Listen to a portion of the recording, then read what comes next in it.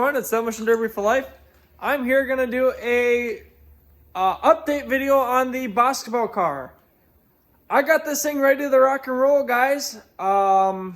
Basically, it's all done. Everything's good to go. It runs, it drives pretty good.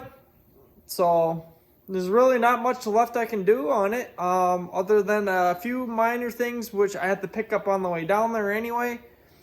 So it's not a big deal. And some of it I can even do at the Derby itself. So here you go, guys. Here's the Boscobel car. So you guys will see this video and another video before I put up the aftermath pictures of the cars, or aftermath videos of the cars from Alexandria. I want to get these up before I put those up, because basically it's going to be the aftermath videos of Alex and then this aftermath of the Boscobel car. But once that's all figured out and dandy, I'm sure so there's going to be one video before this, and then what you guys already saw, and then this video, and then there will be the aftermath of Alexandria. So don't worry, guys, that will be coming very shortly. So what I have all done to this car is not very much. Basically, I fixed it last year after Boscobel of last year. I pretty much did what I needed to do, and it was done. What I did this week is I pulled the front end out more. I got the bumper straighter.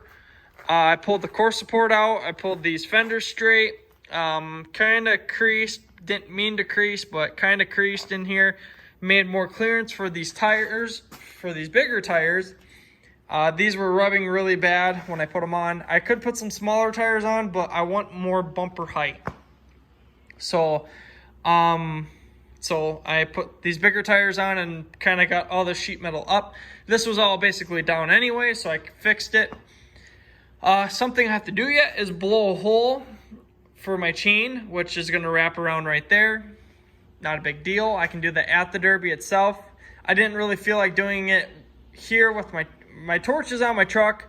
I didn't really feel like unloading it and then loading it back up for just two little holes I have to do.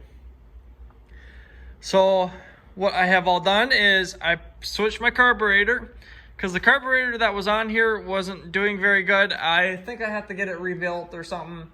It didn't want to idle, so I took the carburetor off the Alexandria car, off the Angry Birds car, and then put it on here, and then it runs a lot better. It idles, it's good to go. So that's no big deal.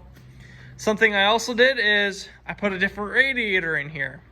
I didn't have any good radiators, so I went and bought a couple.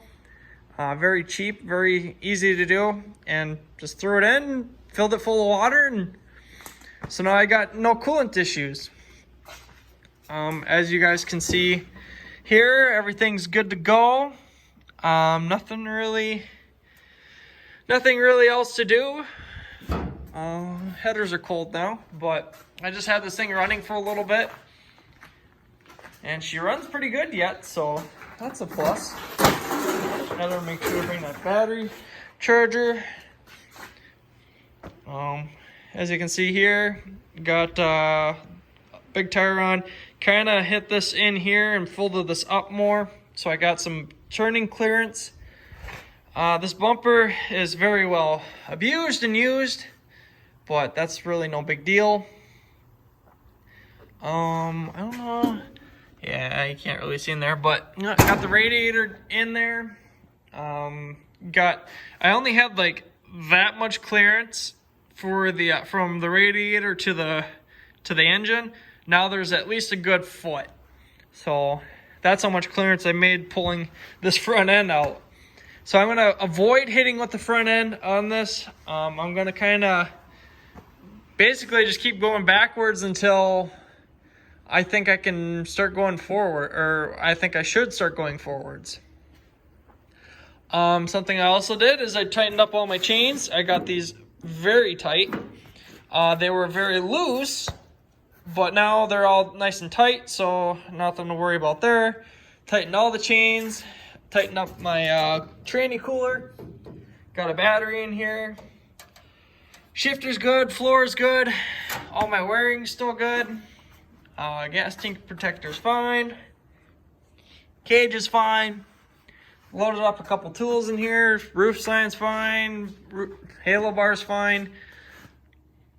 Speaker deck's starting to go down, but that's no big deal. I didn't do anything to the back end other than making a little wheel clearance here. But I actually, so a lot of you guys last year saw that my tires were flat on here. That's because these don't hold air. But these were such a pain in the ass to get onto the bead, is that these will not break the bead. They will not. They will not come off. They literally have to, like, basically the whole tire has to rip in order for it to come off. And I don't really see that happening anytime soon. So I'm just gonna run them flat. It's no big deal. The car still moves with them. If really need be, I have another set that I'm bringing with. But I think these tires will be fine. I don't think anything's gonna happen to them. So, nothing really else I did other than basically pull one little bit of metal off of there and threw it inside the trunk. Yeah, back end's coming up really good.